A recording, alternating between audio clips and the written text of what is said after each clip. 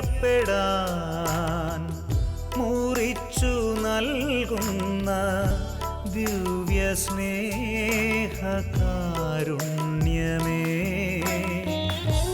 അൾത്താരയിൽ നിന്നും അകതാരിലേക്ക് ഒഴുകും സ്നേഹപ്രവാഹമേ, ഒഴുകും സ്നേഹപ്രവാഹമേ.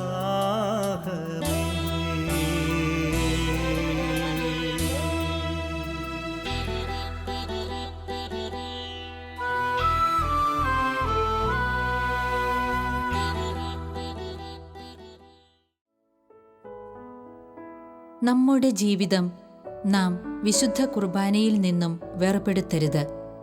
അങ്ങനെ ചെയ്യുന്ന നിമിഷത്തിൽ എന്തോ ഒന്ന് തകരുന്നു. വാഴ്ത്തപ്പെട്ട മദർ തെരേസ.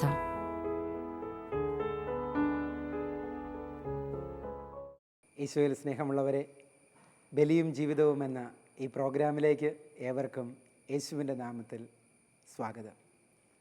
കുർബാനയുടെ അനുഭവവേദ്യമായ അർപ്പണത്തിന് കുർബാനയിലെ അടയാളങ്ങളെയും പ്രതീകങ്ങളെയും കുറിച്ച് യഥാർത്ഥത്തിലുള്ള അറിവ് നമ്മൾക്കുണ്ടായിരിക്കണം എന്ന് നമ്മൾ കാണുകയുണ്ടായി.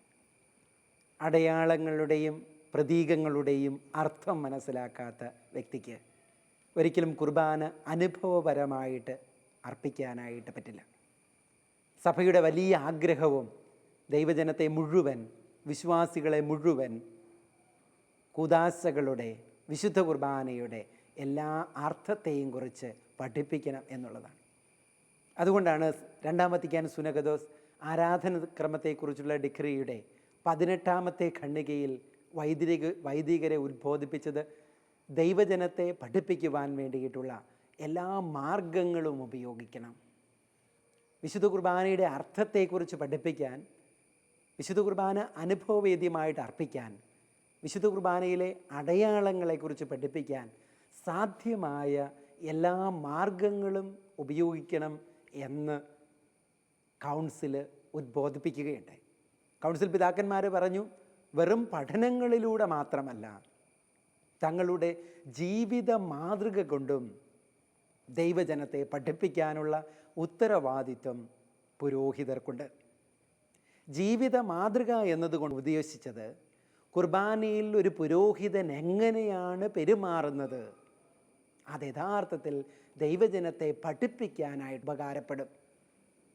ഏറ്റവും നല്ല കുർബാനയെക്കുറിച്ചുള്ള പഠനമെന്ന് പറയുന്നത് നല്ലതുപോലെ ബലിയർപ്പിക്കലാണ് എന്ന് പ്രസിദ്ധ ദൈവശാസ്ത്രജ്ഞനായ ജോസഫ് യുങ്മാൻ ഒരിക്കൽ പ്രസ്താവിക്കുകയുണ്ടായി. ഒരു നല്ല ബലിയർപ്പണം കണ്ടാൽ, പുരോഹിതൻ ഭക്തിയോടുകൂടെ ബലിയർപ്പിക്കുന്നത് കണ്ടാൽ, കുർബാനയുടെ അർത്ഥമെന്ത് എന്ന് കൂടുതലായി വേറൊന്നും ദൈവജനത്തെ പഠിപ്പിക്കേണ്ടതില്ല. ഈ അർപ്പണത്തിൽ നിന്ന് തന്നെ ദൈവജനത്തിന് അച്ഛൻ്റെ പെരുമാറ്റത്തിൽ നിന്ന്, അച്ഛൻ്റെ പ്രാർത്ഥനാ രീതിയിൽ നിന്ന് ദൈവജനത്തിന് കുർബാനയുടെ അർത്ഥം മനസ്സിലാക്കാനായിട്ട് സാധിക്കും. അങ്ങനെയാണെങ്കിൽ കുർബാനയിൽ ഉപയോഗിക്കുന്ന ഏറ്റവും പ്രധാനപ്പെട്ട ഒരു അടയാളം എന്ന് പറയുന്നത് കുർബാനയിലെ പ്രാർത്ഥനകൾ തന്നെയാണ്, കുർബാനയുടെ വാക്കുകളാണ്. അത് കുർബാനയിലെ പ്രധാനപ്പെട്ട ഒരു അടയാളമാണ്. അപ്പോൾ ഈ വാക്കുകളുടെ അല്ലെങ്കിൽ ഈ പ്രാർത്ഥനകളുടെ അർത്ഥമറിയാതെ, അർത്ഥം മനസ്സിലാക്കാതെ ഒരിക്കലും അനുഭവപരമായിട്ട് ബലിയർപ്പിക്കാൻ നമുക്ക് സാധിക്കുകയില്ല. അതുകൊണ്ട് കുർബാനയിലെ പ്രാർത്ഥനകൾ ചെല്ലുമ്പോൾ അത് ഹൃദയത്തിൽ സ്പർശിക്കുന്ന രീതിയിൽ, മനസ്സിലാകുന്ന രീതിയിൽ ചെല്ലണമെന്ന് നിഷ്കർഷിച്ചിരിക്കുന്നു. എൻ്റെ വാക്കുകൾക്കൊപ്പം തന്നെ എൻ്റെ മനസ്സും നീങ്ങേണ്ടതുണ്ട്. വാക്കുകൾ അർത്ഥമില്ലാത്തതാവരുത്. വാക്കുകളോടൊപ്പം എൻ്റെ മനസ്സിനെയും ഞാൻ കുർബാനയിൽ കേന്ദ്രീകരിക്കണം, കുർബാനയിൽ രൂപപ്പെടുത്തണം. ഈ ഒരു പ്രത്യേകത മനസ്സിൽ സൂക്ഷിച്ചുകൊണ്ട് വേണം കുർബാനയിൽ പങ്കെടുക്കുവാനായിട്ട്, കുർബാനയിലെ പ്രാർത്ഥനകൾ ചെല്ലുവാനായിട്ട്. അതുകൊണ്ട് പ്രിയമുള്ള സഹോദരങ്ങളെ, കുർബാനയിലെ ഓരോ പ്രാർത്ഥനകളെയും ഓരോ വാക്കുകളെയും അടയാളങ്ങളാണ്, പ്രതീകങ്ങളാണ് എന്ന രീതിയിൽ മനസ്സിലാക്കിയിട്ട് അവയുടെ അർത്ഥമെന്ത് എന്ന് മനസ്സിലാക്കുക അനുഭവപരമായ ബലിയർപ്പണത്തിന് അത്യാവശ്യമാണ്. അതുകൊണ്ട് കുർബാനയിലെ ആ വാക്കുകളുടെ, പ്രാർത്ഥനകളുടെ അർത്ഥങ്ങൾ എന്താണെന്നാണ് നമ്മൾ വിചിന്തനം ചെയ്യാനായിട്ട് പോകുന്നത്. സീറോ മലബാർ കുർബാനയിലെയും സീറോ മലങ്കര കുർബാനയിലെയും ലത്തീൻ കുർബാനയിലെയും പ്രാർത്ഥനകൾ എടുത്ത് പഠിക്കേണ്ടത് ഇവിടെ അത്യാവശ്യമാണ്. ഓരോ കുർബാനയുടെയും പ്രാർത്ഥനകൾ വലിയ അർത്ഥങ്ങളുള്ളതാണ്. അത് വലിയ അനുഭവം നമുക്ക് തരുന്നതാണ്. സീറോ മലബാർ കുർബാന തുടങ്ങുന്നത് തന്നെ ഒരു കൽപ്പനയെക്കുറിച്ച് ഓർമ്മപ്പെടുത്തിക്കൊണ്ടാണ്. മിശിഹായുടെ കൽപ്പന പ്രകാരമാണ് കുർബാന അർപ്പിക്കുന്നത് എന്നുള്ള ഓർമ്മപ്പെടുത്തലോടുകൂടിയാണ് വിശുദ്ധ കുർബാന ആരംഭിക്കുന്നത്. പെസഹ തിരുനാളിൽ ഒടുക്കത്തെ അത്താഴത്തിൽ യേശു നൽകിയ കൽപ്പനയെ ഓർമ്മിപ്പിച്ചുകൊണ്ടാണ് കുർബാന ആരംഭിക്കുക. ഇവിടെയാണ് ഒരു കാര്യം പ്രത്യേകമായിട്ട് ഓർമ്മിക്കേണ്ടത്. കുർബാനയിൽ ഈ വികാരങ്ങൾ ഉൾക്കൊള്ളണമെങ്കിൽ ആത്മീയമായ ഭൗതികമായ ഒരു ഒരുക്കം ആവശ്യമാണ്. ഒരു ആത്മീയമായ ശാന്തത, ഒരു നിശബ്ദത, ഭൗതികമായൊരു നിശബ്ദത കുർബാനയ്ക്ക് മുമ്പ് ഉണ്ടായേ പറ്റൂ. എൻ്റെ മനസ്സിനെയും ശരീരത്തെയും ഈ കർമ്മത്തിന് വേണ്ടി ഒരുക്കാതെ എനിക്ക് അനുഭവത്തോടുകൂടെ കുർബാന അർപ്പിക്കാനായിട്ട് പറ്റില്ല. ക്രിസ്തുവിൻ്റെ കൽപ്പനയെക്കുറിച്ച് ക്രിസ്തു പറഞ്ഞത് പ്രകാരമാണ് ഞാൻ ഈ ദേവാലയത്തിൽ വന്നിരിക്കുന്നതെന്നും ബലിയർപ്പിക്കുന്നതും എന്ന ചിന്ത എൻ്റെ മനസ്സിൽ ഉയരേണ്ടത് വളരെ അത്യാവശ്യമാണ്. അതുകൊണ്ടാണ് എല്ലാ കൂദാശ പരികർമ്മങ്ങളും ആഘോഷങ്ങളും ഒരു നിശബ്ദതയിൽ നിന്ന് തുടങ്ങണം. നിശബ്ദമായ ഒരു ഒരുക്കത്തിനു ശേഷമാകണം കുർബാന അർപ്പണത്തിലേക്ക്, കൂദാശകളുടെ അർപ്പണത്തിലേക്ക് നമ്മൾ പ്രവേശിക്കാൻ. അതുകൊണ്ട് ഓടി വന്ന് പള്ളിയിൽ കയറി കുർബാനയിൽ എപ്പോഴെങ്കിലും പങ്കെടുക്കുന്നവരാവരുത്. മറിച്ച് നമ്മളെ തന്നെ ഒരുക്കാനൊരു സമയം കുർബാനയ്ക്ക് മുമ്പുണ്ടാവണം. നമ്മളെ തന്നെ ഒരുക്കാൻ പള്ളിയിൽ വന്ന് ശാന്തമായിട്ടിരുന്ന് കുർബാനയുടെ മഹനീയതയെക്കുറിച്ച് ചിന്തിക്കാൻ, ദൈവത്തിൻ്റെ കൽപ്പന പ്രകാരമാണ് ഞാനിവിടെ വന്നിരിക്കുന്നത് എന്ന ബോധ്യം നമ്മിൽ ഉണർത്താൻ നമ്മൾ തന്നെ പരിശ്രമിക്കേണ്ടതുണ്ട്. കൽപ്പന ശ്രദ്ധിച്ചു നോക്കി. പെസഹ തിരുനാളിൽ യേശു ചെയ്ത കൽപ്പന പ്രകാരമാണ് നമ്മളിവിടെ ഒരുമിച്ച് കൂടിയിരിക്കുന്നത് എന്നാണ് സീറോ മലബാർ കുർബാനയിലെ ആദ്യ പാട്ടിൽ തന്നെ സൂചിപ്പിക്കുക. അന്നാ പെസഹ തിരുനാളിൽ കർത്താവ് അരുളിയ കൽപ്പന പോൽ തിരുനാമത്തിൽ ചേർന്നിടാം, ഒരുമയോടെ ഈ ബലി അർപ്പിക്കാം. ക്രിസ്തുവിൻ്റെ കൽപ്പനയനുസരിച്ചാണ് ഞാനിവിടെ വന്നിരിക്കുന്നത് എന്നുള്ള ബോധ്യം. പ്രിയമുള്ളവരെ, ഇതിനു മുമ്പുള്ള ഒരു എപ്പിസോഡിൽ ഞാൻ സൂചിപ്പിച്ചതുപോലെ എല്ലാ വിശ്വാസിക്കും, എല്ലാ വൈദികർക്കും ഉണ്ടായിരിക്കേണ്ട, കുർബാനയിൽ ഉണ്ടായിരിക്കേണ്ട വലിയ ഒരു ചിന്തയാണ് ഈ പാട്ട് നമ്മളെ ഓർമ്മപ്പെടുത്തുക. ഞാനും നിങ്ങളും വെറുതെ പള്ളിയിലേക്ക് വന്നതല്ല, എന്തെങ്കിലും കാണാനായിട്ട് വന്നതല്ല, എനിക്കിഷ്ടമുള്ളത് ചെയ്യാനും വന്നതല്ല, മറിച്ച് തമ്പുരാൻ പറഞ്ഞിട്ട് വന്നതാണ്. തമ്പുരാൻ്റെ കൽപ്പന പ്രകാരമാണ് ഞാനും നിങ്ങളും ദേവാലയത്തിൽ വന്നിരിക്കുന്നത്. കുർബാന അർപ്പിക്കുക എന്ന് പറയുന്നത് വെറുമൊരു ചടങ്ങല്ല, തമ്പുരാൻ്റെ കൽപ്പനയുടെ പൂർത്തീകരണമാണ്. മനുഷ്യർ തരുന്ന കൽപ്പന എത്രയോ വ്യക്തമായിട്ട് നമ്മൾ, അല്ലെങ്കിൽ തീഷ്ണതയോടെ പലപ്പോഴും നമ്മൾ പാലിക്കാറുണ്ട്. മനുഷ്യരുടെ കൽപ്പന ലംഘിച്ചാൽ പലപ്പോഴും പാപമാണ്, നമ്മളെ ശിക്ഷിക്കും. റോഡിൽ വണ്ടി ഓടിക്കുന്ന വ്യക്തികൾക്കറിയാം, വണ്ടി ഓടിക്കാനുള്ള നിയമങ്ങൾ പാലിച്ചില്ലെങ്കിൽ ശിക്ഷയുറപ്പാണ് പിടിക്കപ്പെട്ടത്.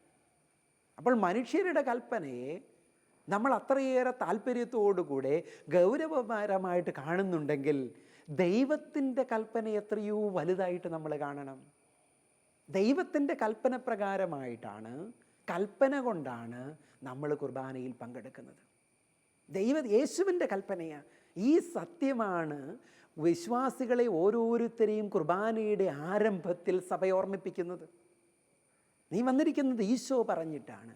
അങ്ങനെയാണെങ്കിൽ ഈശോ പറഞ്ഞത് ചെയ്യാനായിട്ടുള്ള ഉത്തരവാദിത്തം എനിക്കും നിങ്ങൾക്കുമുണ്ട്, അല്ലെങ്കിൽ നമുക്ക് ഓരോരുത്തർക്കുമുണ്ട്. ക്രിസ്തുവിൻ്റെ കൽപ്പന പ്രകാരം അനുഷ്ഠിക്കാൻ വന്നതാണ്, ക്രിസ്തു വിളിച്ചിട്ട് വന്നതാണ്.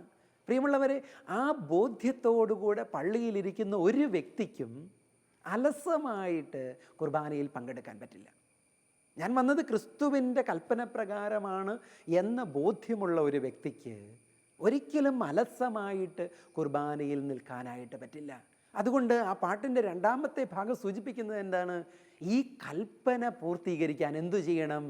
അനുരഞ്ജിതരായി തീരണം. മാനസാന്തരത്തിൻ്റെ മനോഭാവം കുർബാനയിൽ ആരംഭം മുതൽ നമ്മുടെ മനസ്സിലുണ്ടായിരിക്കണമെന്ന് ചുരുക്കം. അനുരഞ്ജിതരായി തീരുന്നവർക്ക് മാത്രമുള്ളതാണ് കുർബാന. അതുകൊണ്ട് അനുരഞ്ജിതരായിട്ട് നമ്മൾക്ക് തീരാം. നവമൊരു പീഠം ഒരുക്കിയിടാം, ഗുരുവിൻ്റെ സ്നേഹത്തോടെ ഈ യാഗം നമ്മൾക്ക് അർപ്പിക്കാം. ആ പാട്ടിലൂടെ ദൈവജനത്തെ പഠിപ്പിക്കാൻ സഭ ഉദ്ദേശിക്കുന്ന വലിയ കാര്യങ്ങളെക്കുറിച്ചുള്ള ശരിയായ അറിവ് ഓരോ കുർബാനയിൽ പങ്കെടുക്കുന്ന വ്യക്തിക്കും ഉണ്ടായിരിക്കേണ്ടത്. കുർബാനയിൽ പങ്കെടുക്കുന്ന ഓരോ വ്യക്തിക്കും ഉണ്ടായിരിക്കേണ്ടതാണ് ഈ അറിവ്. യേശുവിൻ്റെ കൽപ്പന പ്രകാരമാണ് ഞാൻ വന്നതെന്നും ഈ കൽപ്പന അനുഷ്ഠിക്കാനായിട്ടാണ് ഞാൻ ഇവിടെ ഇരിക്കുന്നത്. അവൻ പറഞ്ഞത് എന്താണെന്ന് മനസ്സിലാക്കി ചെയ്യുവാനായിട്ടാണ് ഞാൻ പള്ളിയിലിരിക്കുന്നത് എന്നുള്ള ബോധ്യമുള്ള വ്യക്തി തൻ്റെ മാനസാന്തരത്തിൻ്റെ പാപമോചനത്തിൻ്റെ ആവശ്യകതയെക്കുറിച്ച് ബോധ്യമുള്ളവനാകണം. അതുകൊണ്ട് അനുരഞ്ജിതമായ മനസ്സോടുകൂടെയാവണം കുർബാനയിൽ പങ്കെടുക്കേണ്ടത്. ആരോടൊക്കെ അനുരഞ്ജനപ്പെടേണ്ടത്? ദൈവത്തോട് ഞാൻ അനുരഞ്ജനപ്പെടണം. ദൈവത്തിനെതിരെ പാപം ചെയ്ത വ്യക്തിയാണെങ്കിൽ ദൈവത്തോടുള്ള അനുരഞ്ജനം വേണം. വീണ്ടും സഭയോട് അനുരഞ്ജനപ്പെടണം. സഭ, എൻ്റെ പാപങ്ങൾ സഭയ്ക്ക് ദുഷ്കീർത്തിക്ക് കാരണമായിട്ടുണ്ടെങ്കിൽ, സഭയ്ക്ക് വേദനയ്ക്ക് കാരണമായിട്ടുണ്ടെങ്കിൽ ഞാൻ സഭയോട് അനുരഞ്ജനപ്പെടണം.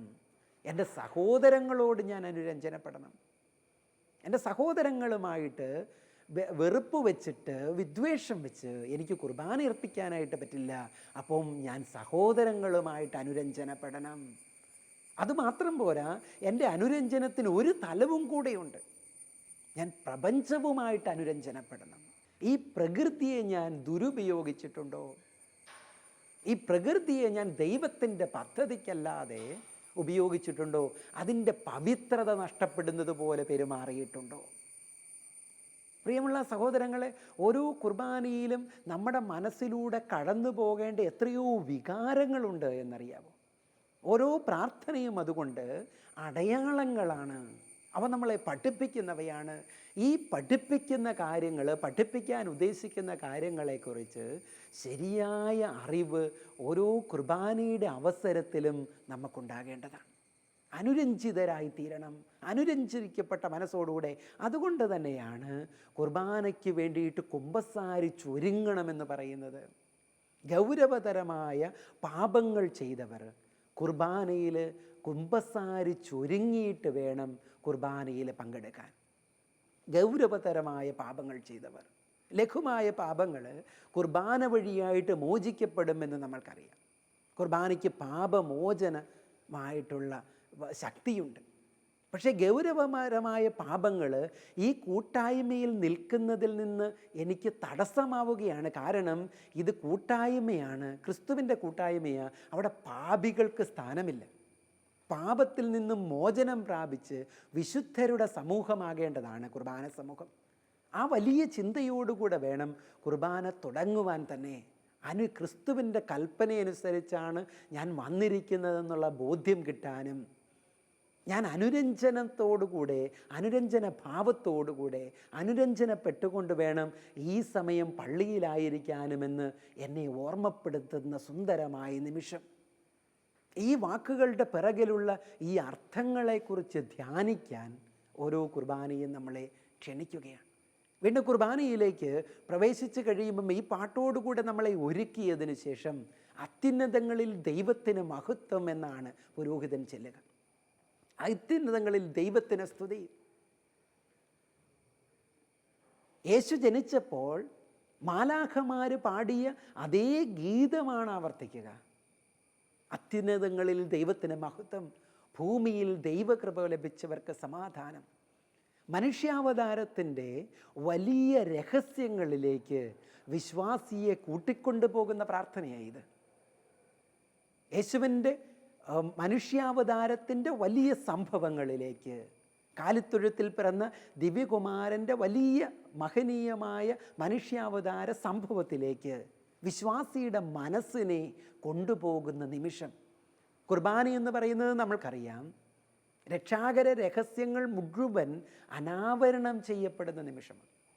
രക്ഷാകര സംഭവങ്ങൾ മുഴുവൻ അടയാളങ്ങളിലൂടെയും പ്രതീകങ്ങളിലൂടെയും അവതരിക്കപ്പെടുകയാണ്. അതുകൊണ്ട് കുർബാനയുടെ ഈ ഭാവത്തെ മനസ്സിലാക്കാതെ അർത്ഥശൂന്യമായിട്ട് വാക്കുകൾ ഉപയോഗിക്കരുത്. അർത്ഥം മനസ്സിലാക്കാതെ പങ്കെടുക്കരുത്. അത്യുന്നതങ്ങളിൽ ദൈവത്തിന് സ്തുതി എന്ന് പറയുമ്പോൾ, ഭൂമിയിൽ മനുഷ്യർക്ക് സമാധാനവും പ്രത്യാശയും എന്ന് പറയുമ്പോൾ ഞാൻ ആമേൻ എന്ന് പ്രത്യുത്തരിക്കുന്നത് എൻ്റെ മനസ്സിനെ അങ്ങോട്ട് കൂട്ടിക്കൊണ്ടുപോകാനുള്ള എൻ്റെ തയ്യാറെടുപ്പിനെ സൂചിപ്പിക്കുന്നതാണ്. എൻ്റെ മനസ്സും ഹൃദയവും ഈ ദൈവീക ചിന്തയുണർത്താനുള്ള എൻ്റെ തയ്യാറെടുപ്പിനെ സൂചിപ്പിക്കുന്നതാണ്. ആമേൻ എന്ന് ഞാൻ പ്രത്യുത്തരിക്കുന്നതിലൂടെ, ആമേൻ എന്ന വാക്കിലൂടെ ഈ സംഭവത്തെ എൻ്റെ മനസ്സിലേക്ക് കൊണ്ടുവരാൻ ഞാൻ തയ്യാറാണ്, ഞാൻ അംഗീകരിക്കുന്നു എന്നുള്ള ഉറപ്പാണത്. അതുകൊണ്ട് വെറുതെ നിശ്ചലമായിട്ട് കാഴ്ചക്കാരായിട്ട് കുർബാനയിൽ നിൽക്കാൻ നമുക്ക് പറ്റില്ല. കുർബാനയിലെ പ്രാർത്ഥനകളുടെ അർത്ഥം മനസ്സിലാക്കി കഴിയുമ്പോൾ, പ്രിയമുള്ളവരെ, കുർബാന അനുഭവവേദ്യമായിട്ട് അർപ്പിക്കണമെങ്കിൽ ഈ ഓരോ പ്രാർത്ഥനയുടെയും അർത്ഥങ്ങളിലൂടെ നമ്മൾ കടന്നു പോകണം. ഓരോ പ്രാർത്ഥനയും എടുത്ത് അതിൻ്റെ അർത്ഥത്തെക്കുറിച്ച് ധ്യാനിക്കുന്നവരാവണം. എങ്കിൽ മാത്രമേ നാളെ കുർബാനയിൽ പങ്കെടുക്കാൻ നേരത്ത് ഈ പ്രാർത്ഥന ചെല്ലുമ്പോൾ എനിക്ക് എൻ്റെ മനസ്സിലേക്ക് ഈ ചിന്തകളെ കൊണ്ടുവരാനായിട്ട് പറ്റുകയുള്ളൂ. അതുകൊണ്ട് സഭ വളരെയേറെ ആഗ്രഹിക്കുകയും ആരാധനക്രമ പരിഷ്കരണത്തിൽ രണ്ടാം വത്തിക്കാൻ സൂനകദോസ് ഏറ്റവും കൂടുതൽ ശ്രമിക്കുകയും ചെയ്തത് ദൈവജനം അനുഭവപരമായിട്ട് ബലിയർപ്പിക്കാൻ സാധ്യമായ എല്ലാ പഠനങ്ങളും അവർക്ക് കൊടുക്കണമെന്ന്. സാധ്യമായ എല്ലാ രീതികളും ഉപയോഗിച്ച് ദൈവജനത്തെ പഠിപ്പിക്കണം. അങ്ങനെയാണെങ്കിൽ കുർബാനയുടെ ഓരോ വാക്കും എടുത്ത് നമുക്ക് പഠിക്കാം, ഓരോ പ്രാർത്ഥനകളും എടുത്ത് നമുക്ക് പഠിക്കാം. ഒരു നീണ്ട യാത്രയാവട്ടെ ഇത്. കുർബാനയുടെ അർത്ഥം യഥാർത്ഥത്തിൽ മനസ്സിലാക്കാൻ, അതിൻ്റെ യഥാർത്ഥ ഭാവങ്ങളെക്കുറിച്ച് മനസ്സിലാക്കാൻ, അതിൻ്റെ ഓരോ പ്രാർത്ഥനകളുടെയും അർത്ഥമെടുത്ത് പഠിച്ച് ആ അനുഭവത്തിലേക്ക് വരാനായിട്ട് നമുക്ക് ശ്രമിക്കാം. അതിനുശേഷം അത്യുന്നതങ്ങളിൽ ദൈവത്തിന് സ്തുതി എന്ന പ്രാർത്ഥനയ്ക്കു ശേഷം പിന്നീട് ദൈവജനം ഒരുമിച്ച് ചെല്ലുന്ന പ്രാർത്ഥനയാണ് സ്വർഗസ്ഥനായ ഞങ്ങളുടെ പിതാവേ എന്ന പ്രാർത്ഥന. നമ്മൾക്കറിയാം, ശിഷ്യന്മാർ യേശുവിനോട് ചോദിച്ച ചോദ്യമാണ്, ഞങ്ങളെ പ്രാർത്ഥിക്കാൻ പഠിപ്പിക്കണം. ഈശോ പഠിപ്പിച്ച പ്രാർത്ഥന കുർബാനയുടെ ആരംഭത്തിൽ തന്നെ സീറോ മലബാർ കുർബാനയിൽ ചെല്ലുകയാണ്. ക്രിസ്തുവിനോട് പ്രാർത്ഥിക്കാൻ പഠിപ്പിക്കണമേ എന്ന് അപേക്ഷിച്ചപ്പോൾ നിങ്ങൾ ഇങ്ങനെ പ്രാർത്ഥിക്കുവരെന്ന് പറഞ്ഞ് പഠിപ്പിച്ചതുകൊണ്ട് ക്രിസ്തു പഠിപ്പിച്ച പ്രാർത്ഥന ചെല്ലുന്ന സമൂഹം, ക്രിസ്തു എന്നെ പഠിപ്പിച്ച പ്രാർത്ഥനയാണ് എന്നുള്ള ബോധ്യവും അറിവും ഈ പ്രാർത്ഥനയുടെ സമയത്ത് നമ്മുടെ മനസ്സിലേക്ക് വരേണ്ടത്. എത്രയോ അർത്ഥസമ്പുഷ്ടമായ പ്രാർത്ഥനയാണത്. എത്രയോ പഠനങ്ങൾ നടക്കേണ്ട പ്രാർത്ഥനയാണ് വിശുദ്ധ കുർബാനയിൽ പ്രാർത്ഥിക്കുന്ന സ്വർഗസ്ഥനായ പിതാവേ എന്നുള്ള പ്രാർത്ഥന. സ്വർഗീയ ഗണങ്ങളോട് ചേർന്നാണ് നിങ്ങൾ പ്രാർത്ഥിക്കേണ്ടത് എന്ന് ഓർമ്മിപ്പിക്കാൻ വേണ്ടിയിട്ടാണ് സ്വർഗസ്ഥനായ പിതാവി എന്നുള്ള പ്രാർത്ഥനയ്ക്ക് മുമ്പ് സീറോ മലബാർ സഭയിൽ പരിശുദ്ധൻ പരിശുദ്ധൻ എന്നുള്ള കാനോന ചെല്ലുന്നത്. സ്വർഗസ്ഥനായ ഞങ്ങളുടെ പിതാവേ എന്നുള്ള പ്രാർത്ഥന യഥാർത്ഥത്തിൽ രണ്ട് കാനോനകളുടെ ഇടയിലാണ്. സ്വർഗത്തിൽ മാലാഖമാർ ദൈവത്തെ സ്തുതിക്കുന്നതിനെ, പരിശുദ്ധൻ പരിശുദ്ധൻ എന്ന് പാടി സ്തുതിക്കുന്നതിനെ എന്നെ ഓർമ്മപ്പെടുത്തുന്ന കർമ്മമാണ്, പ്രാർത്ഥനയാണത്. സ്വർഗവാസികളോട് ചേർന്ന് എനിക്ക് പ്രാർത്ഥിക്കാൻ അവസരം തരുന്ന നിമിഷം. പ്രിയമുള്ളവരെ, കഴിഞ്ഞ എപ്പിസോഡിൽ ഞാൻ സൂചിപ്പിച്ചതുപോലെ മധുബഹ എന്ന് പറയുന്നത് സ്വർഗത്തിൻ്റെ പ്രതീകമാണെങ്കിൽ ആ സ്വർഗത്തെ കണ്ടുകൊണ്ട്, മനസ്സിൽ കണ്ടുകൊണ്ട്, ധ്യാനിച്ചുകൊണ്ട് പ്രാർത്ഥിക്കാൻ എനിക്ക് കിട്ടുന്ന നിമിഷമായിട്ട് ഈ സ്വർഗസ്ഥനായ പിതാവേ എന്ന പ്രാർത്ഥനയുടെ നിമിഷത്തെ ഞാൻ മാറ്റണം. അതിൻ്റെ അർത്ഥങ്ങളും അതിൻ്റെ ആഴവും ഞാൻ മനസ്സിലാക്കിയിട്ട് വേണം. വെറുതെ എത്രയും പെട്ടെന്ന് ചൊല്ലിത്തീർക്കേണ്ടതല്ല, ഈ അനുഭവത്തോടുകൂടെ ചെല്ലേണ്ട പ്രാർത്ഥനയാണത്. ക്രിസ്തുവിൻ്റെ മഹാരഹസ്യങ്ങളിലേക്ക് ഓരോ കുർബാനയും നമ്മെ നയിക്കട്ടെ. ഓരോ വാക്കിനും പിറകിലുള്ള വലിയ രഹസ്യത്തെ മനസ്സിലാക്കാനും അത് നമ്മുടെ മുമ്പിൽ അവതരിപ്പിക്കുന്ന രക്ഷാകര സംഭവത്തെ ധ്യാനിക്കാനും ഓരോ കുർബാനയും നമ്മളെ അനുവദിക്കട്ടെ. പരിശുദ്ധാത്മാവ് അതിനുള്ള കൃപ നമുക്ക് നൽകട്ടെ. ദൈവത്തിന് സ്തുതി. ദിവ്യകാരുണ്യ സന്നിധിയിൽ ഞാൻ നിൽക്കുമ്പോൾ എൻ്റെ രക്തം മുഴുവൻ എണ്ണയായി മാറുവാനും ഞരമ്പുകൾ തിരിയായി എരിയുവാനും അങ്ങനെ അവ മുഴുവൻ ദൈവസ്തുതിക്കായി കത്തിജ്വലിക്കുന്നത് കാണുവാനും ഞാൻ ആഗ്രഹിക്കുന്നു. വിശുദ്ധ അഗസ്റ്റിൻ. പരിശുദ്ധ പരമദിവ്യ കാരുണ്യത്തിന് എന്നേരവും ആരാധനയും സ്തുതിയും പുകഴ്ചയും ഉണ്ടായിരിക്കട്ടെ. പരിശുദ്ധ പരമദിവ്യ കാരുണ്യത്തിന് എന്നേരവും ആരാധനയും സ്തുതിയും പുകഴ്ചയും ഉണ്ടായിരിക്കട്ടെ. നിത്യം സ്തുതിക്ക് യോഗ്യമായ പരിശുദ്ധ പരമദിവ്യ കാരുണ്യത്തിന് എന്നേരവും ആരാധനയും സ്തുതിയും പുകഴ്ചയും ഉണ്ടായിരിക്കട്ടെ.